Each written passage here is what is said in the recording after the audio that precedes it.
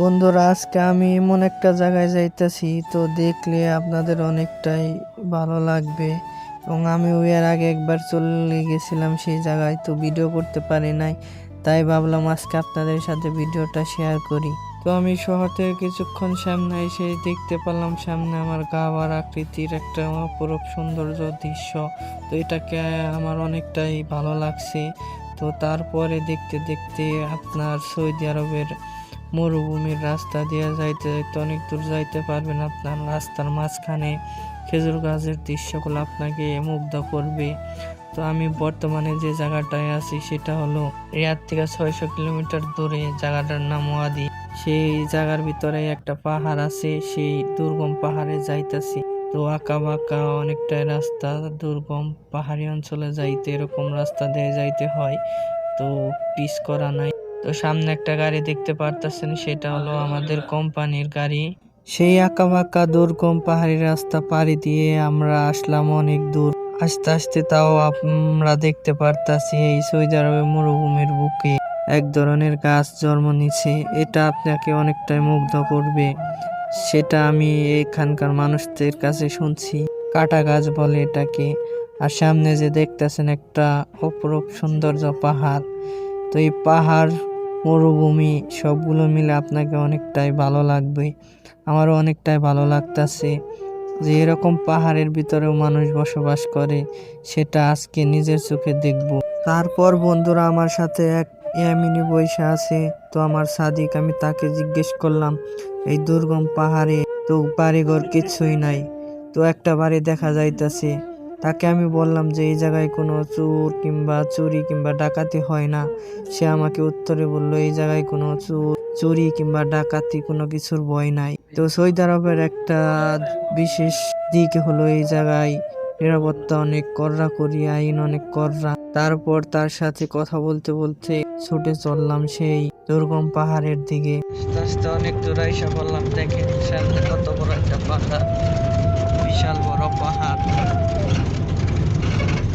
একদম 8 কিলোর মতো জায়গা আসছে। অনেক দূর।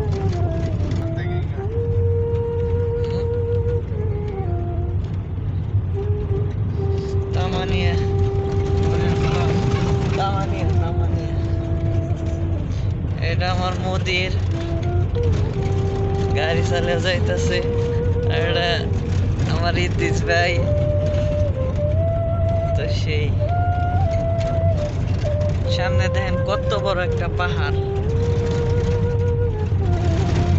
এত সুন্দর পৃথিবী ঘুরতে না এলে বুঝবেন না। সৌদি আরবের মরুভূমিতে দেখেন আবার গাছ জ্বালাইছে, সবুজ অনেক সুন্দর আর কি।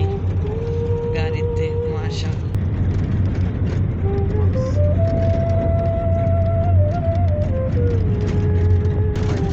এই যে একটা বাড়ি, এই জায়গায় মানুষ থাকে আর কি। বুঝে বললাম পাথর কাটে এইগুলাই আর কি। বাঙালি পাকিস্তানি কমসে কম 10 কিলো জায়গা ভিতরে আসছি পাহাড় থেকে। খালি মরুভূমি আর মরুভূমি। আমাদের গন্তব্য স্থানে আইসা পড়ছি, যে জায়গায় থেকে পাথর নিব সেই জায়গায় আইসা পড়ছি। এই জায়গায় আগেও একবার আইছিলাম। আমাদের বাঙালি কিছু লোক ভাই আছে এই জায়গায় কাজ করে। এই যে পাথর রেখে দিছে না, ঘুরি ঘুরি করে পাথর বানবে। এই জায়গায় পিছই করে পাথর দেখেন। এই যে সুন্দর আইসা পড়ছে। আর ওই যে মেশিন দেখা যায়, ওই মেশিনটা দিয়ে আর কি পাথর কুচি কুচি করে ভাঙায়। কি বিশাল পাহাড়ের ভিতরে থাকে মানুষ। এই জায়গায় কোনো নেটওয়ার্ক কোনো কিছুই নাই, ওয়াইফাই চালায়, সিমে নেট পর্যন্ত পায় না। তো এই যে মেশিন দিয়ে ভাঙায়। তো এসে বললাম আমাদের গাড়ির ভিতরে বসতে বললো। আর ওই ড্রাইভার ওইটা নদীর ওইটা যাইতেছে আর কি কথা বলতে পাথরের লোকের সাথে। দেখেন কত সুন্দর সুন্দর পাথর। ওই যে এক ভাই কাজ করতেছে ওই যে টায়ার নিয়ে, মনে হয় ইন্ডিয়ান। অনেক দূর আসছি, তো পাহাড়ের ভিতরেও যে মানুষ থাকে অসম্ভব। এইগুলো অনেক ভয়ানক এই জায়গায় কোনো দোকান নাই, কোনো বাড়িঘর নাই, কোনো কিছু নাই। অসুস্থ হইলে দেখার মতো কেউ নাই এই জায়গায়। একদম পাহাড়ের ভিতর অনেক এমন একটা জায়গা, আপনার দেখা গেছে অসুস্থ হইবেন এই জায়গায় থেকে গাড়ি দিয়েও কিন্তু কমছে কম না হইলেও এই জায়গায় থেকে মেন রোডে বেড়াইতে গেলে 40 মিনিটের মতো সময় লাগবে। এত জায়গা রাস্তাঘাট ভালো না, বিশাল মরুভূমি পার হয়ে ভিতর পাহাড়ে। এই যে এই মেশিনটা আর কি কাজ করে, এই যে গাড়ি আইসে আর কি পিসের জন্য। এইদিকে এই সাইডে দেখেন কত বড় বড় মেশিন, মোটর আর কি এই জায়গাতে।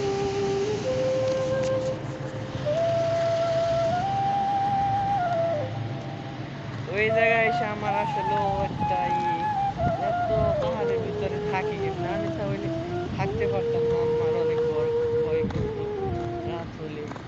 কোনো এই জায়গায় মনে হয় যে 10-15 জন মানুষ আর কি থাকে, আমি যতটুকু শুনলাম। তার মধ্যে বাঙালি আছে 3 জন, বাঙালি লোক 3 জন আছে।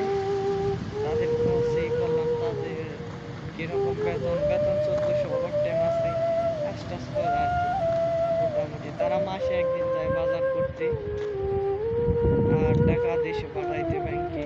এ জায়গায় কোনো দোকানপাট কিছুই নেই। এই দেখেন কত সুন্দর সুন্দর আর কি পাহাড়, বড় বড় পাহাড়, এই যে কত বড় তো এই জায়গায় এসে অনেক পানি পিপাসা পাইছিল। তারপরে আর কি গাড়ির থেকে নাইমা যায় পাকিস্তানি আছে, পাকিস্তানি পানির বোতলটা দিল আর কি পানি খাওয়ার জন্য। পানি আছে কিনা, পরে পানি পুরো বোতলই দিয়ে দিছে আর কি। পরে নিয়ে আসলাম, খাইলাম। তো আর বাঙালি ভাইয়ের সাথে কথা হইলো, দেখা হইলো। তার বাড়ি ঢাকাতেই, তোমরা জেলায়। তো কথা বললাম, তো তারে কইলাম ভিডিওর কথা। হ্যাঁ, ভিডিওতে আসতে চাইছিল না। তো এই জায়গায় সে 8 বছর ধরে কাজ করে, তার ছেলেরও আনছে। আপনার ওই যে একটা মেশিন আছে ওই সাইডে, ওই যে চলতেছে ওই মেশিন আর কি নতুন চালায়, শিখতেছে।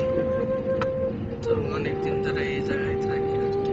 সে আগে কাজ করতো বাদিতে, তো আমরা যে জায়গায় থাকি ওই জায়গায়, যে জায়গায় থেকে আসছি, পরে এই জায়গায় আর কাজ করতেছে। মাশাআল্লাহ ভালোই, বেতন ভালো আছে। মরুভূমিতে থাকাটা একটু রিস্ক আর কি। দোকানপাট নাই, বাড়িঘর নাই, আর পার্সোনাল ওই হিসেবে গাড়িও নাই।